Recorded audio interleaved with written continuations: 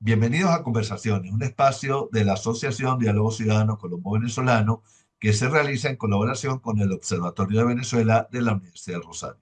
Soy Chomil Laceras y hoy tendremos como invitada a Colette Capriles, politóloga y escritora venezolana, profesora y jefe de la sección de Ciencia Política del Departamento de Ciencias Sociales de la Universidad Simón Bolívar.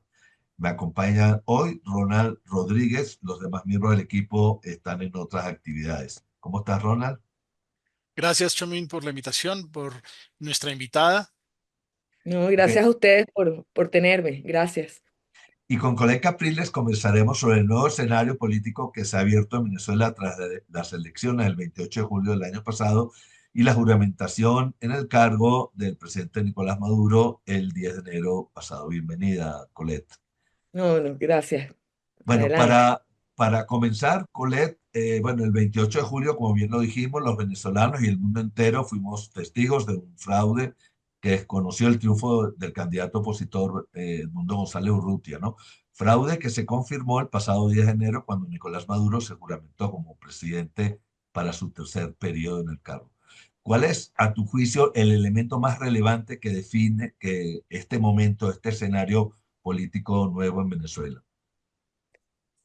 Sí, es bueno que insistamos en lo novedoso del escenario porque tras tantos años en el poder pareciera que estamos simplemente frente a un continuismo eh, eh, infundado, por cierto, como tú mismo acabas de decir.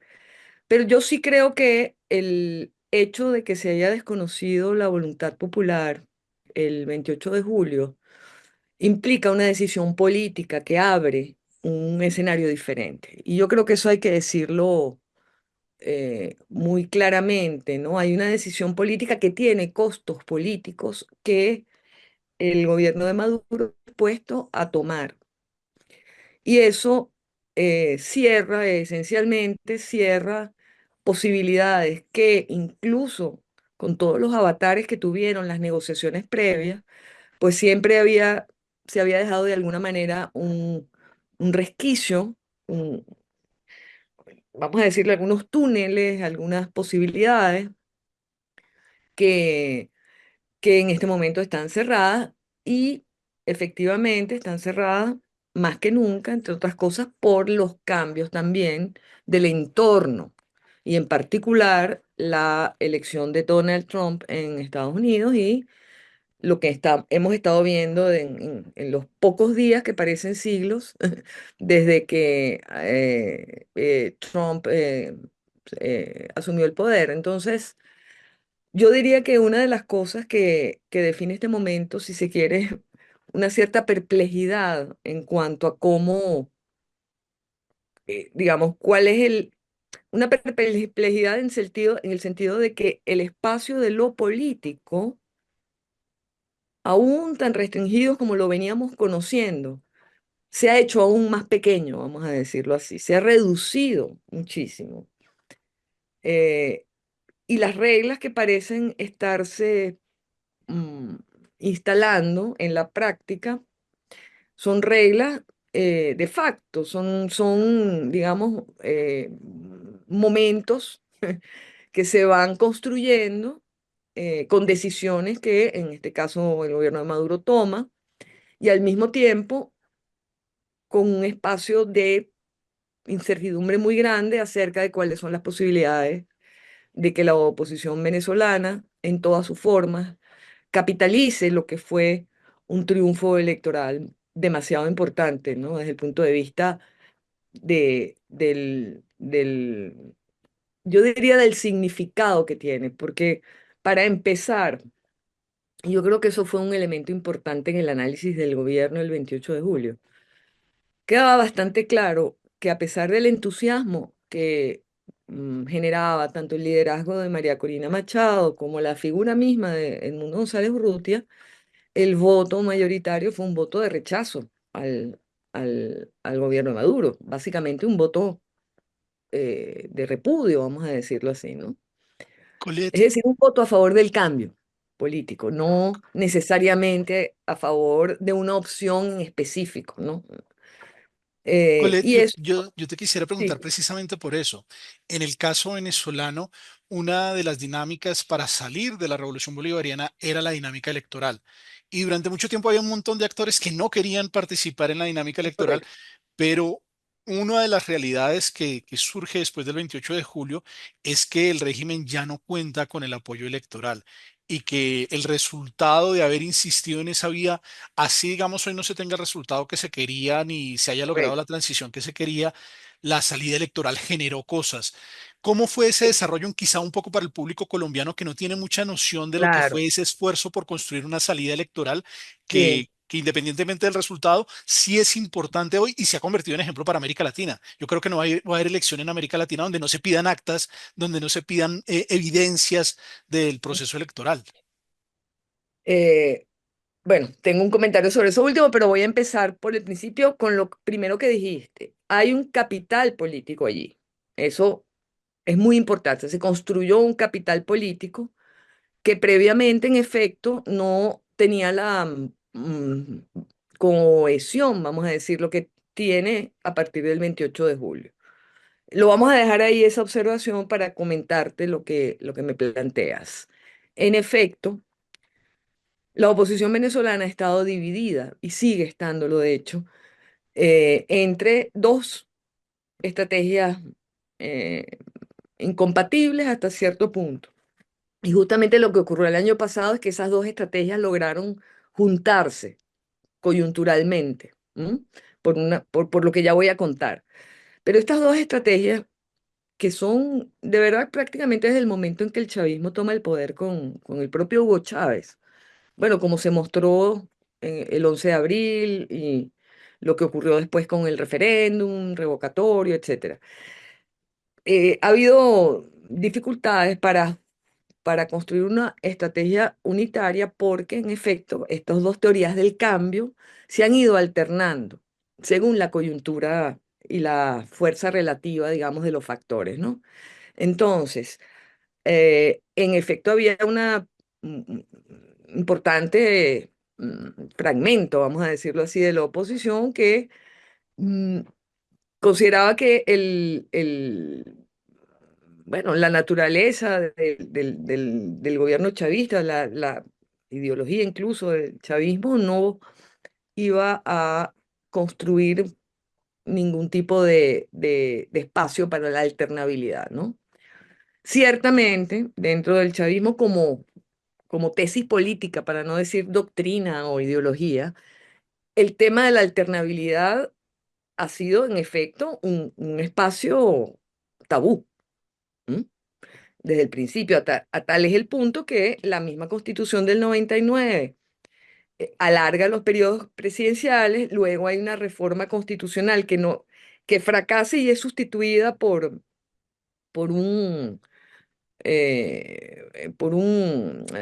sí, por una reforma hecha paralelamente, digamos, posteriormente, para precisamente lograr la reelección indefinida, que es uno de los grandes rasgos del sistema político, entre comillas, chavista, ¿no? La reelección indefinida para todos los cargos ejecutivos, ¿no? Y bueno, para todos los cargos de elección.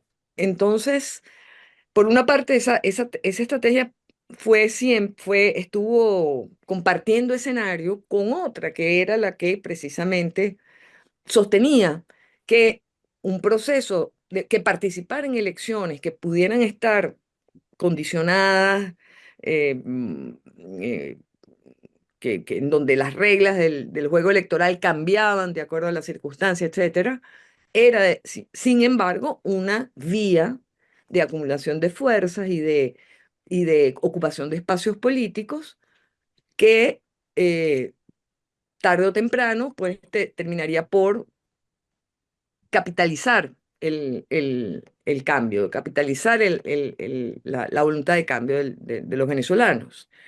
Lo que ocurrió en el año 24 es que ahí también hay un tercer jugador, y el tercer jugador, en efecto, es el propio es Estados Unidos a través digamos, de los dos niveles de negociación que se instalaron a partir del año 22, que precisamente nos muestran que para el año 22 tanto la oposición como el gobierno necesitaban avanzar en algún tipo de acuerdo, cada uno por sus propios intereses, uno por la estabilidad, el otro por su voluntad de cambio, y eso fue lo que ocurrió durante los procesos de negociación, que yo siempre los valoro muchísimo porque yo creo que el Memorándum de Entendimiento de 2021 es un documento excelente para construir un marco para la transición política en Venezuela, tal como está eh, diseñado, ¿no?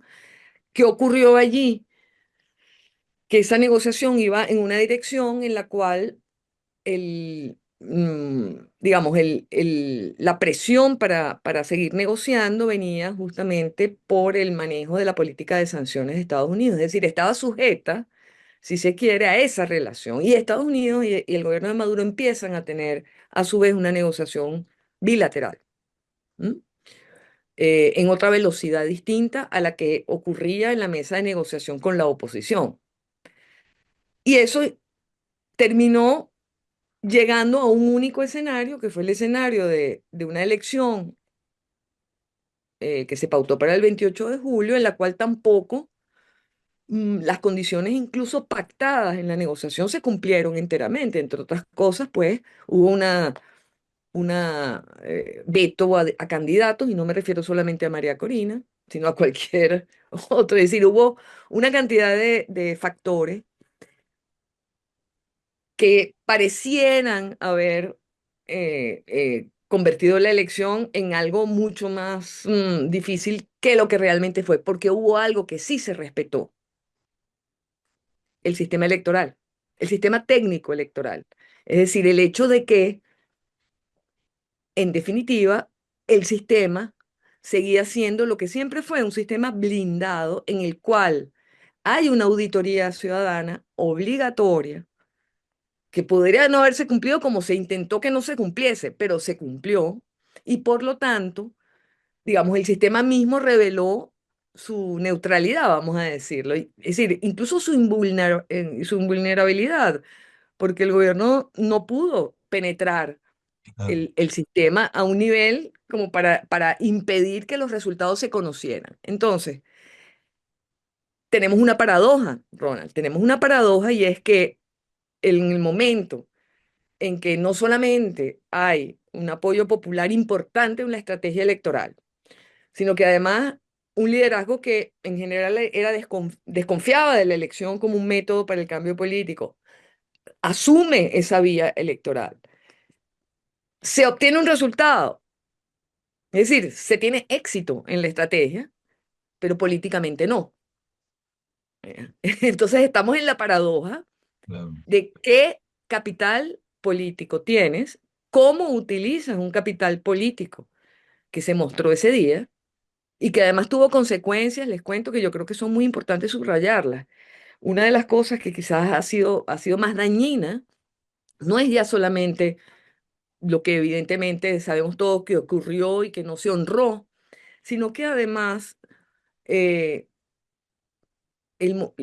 muchos movimientos de base del chavismo que tienen de alguna manera una raíz democrática, al menos a la manera en que Hugo Chávez lo promocionaba, sienten también que ha habido un daño muy grande a la soberanía popular, a la voluntad del pueblo. Y eso es un daño moral casi, ¿no? Un daño, Claro. es decir, el voto es sagrado para los venezolanos, Mira, justamente. eh, eh, eh, Entonces, ahí ha habido un daño y una descomposición que, como les digo, es parte de ese costo político inmenso que de hecho el gobierno de Maduro está pagando por una ganancia, y ahí con esto termino, pero es con una ganancia que hasta ahora lo tiene en el poder. Es decir, claro. Maduro está en el poder. Ah, Maduro en este momento no tiene contrapesos en el poder. ¿De acuerdo? Entonces uno ve esto más bien como una gran apuesta con unos grandes costos, pero que por el momento está funcionando, ¿no? Y de nuevo, la pregunta es: ¿qué hacemos? ¿Que hay un capital político? ¿Hay una estrategia posible? ¿O la única estrategia es esperar que pase algo claro. mundialmente o externamente Y- que desestabilice? Mira, Colette, Entonces, pero justamente te sí, refieres a esta diatriba que ha sido constante en la oposición venezolana entre los abstencionistas y sí, quienes han querido participar, ¿no? Pero el gobierno acaba de convocar elecciones para el 27 de abril, exactamente. elecciones muy importantes porque, bueno, son parlamentarias y las regionales también, ¿no? Eh, eh, bueno, después, digamos, de todo lo que ha pasado, pues de nada más y nada menos que un fraude este tema se vuelve a plantear, ya se está discutiendo que quienes han dicho que no, que ni de broma ir a unas Claro. elecciones y algunos sectores que estarían, parece, abiertos, ¿no? ¿Cómo ves eso, esto que estás De planteando nuevo, con esta situación? claro, el dilema sigue allí por lo siguiente. En vista, digamos, yo pienso que el proyecto político inmediato del gobierno de Maduro es crear una nueva legitimidad con las ruinas de la que tendría que ser, ¿no? Es decir, está tomando unas ruinas y está tratando de... Y evidentemente no hay mejor manera de hacerlo que a través de unas elecciones en las que la oposición no participe. O sea, no me parece que nos sorprenda. Eso no sorprende a nadie, ¿verdad? Es decir, esa lógica es perfectamente clara. Pero el dilema sigue existiendo, está planteado. Yo diría incluso es un desafío, porque si pudiéramos tener una política racional, los números en estos días estaban circulando, nada más con los números que se obtuvo, que la oposición obtuvo el 28 de julio. Bueno, se lleva 23 gobernaciones, 300 alcaldías, 250 legisladores, es decir, es capaz perfectamente de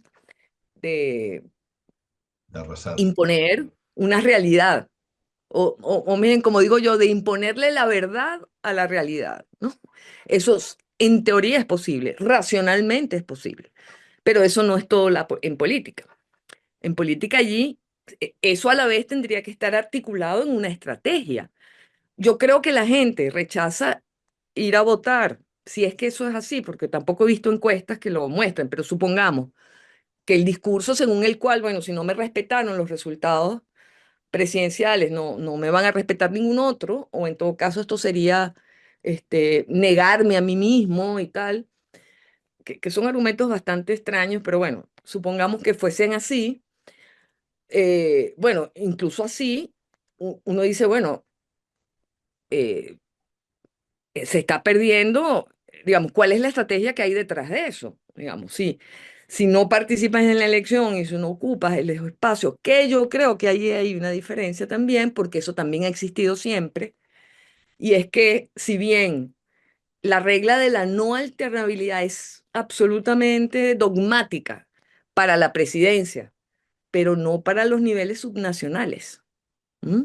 Es decir, hay una oferta implícita de, bueno, ya va, algo puedes tener una, digamos, hay una oferta implícita, digo, porque explícitamente ese no es el discurso, pero implícitamente eso está allí. Y entonces, como digo, si fuésemos inteligencia artificial y usamos unos algoritmos, uno dice, bueno, pero lo lógico aquí es no solamente participar, sino participar masivamente, llamar a una participación que vuelva a mostrar la fuerza que hay.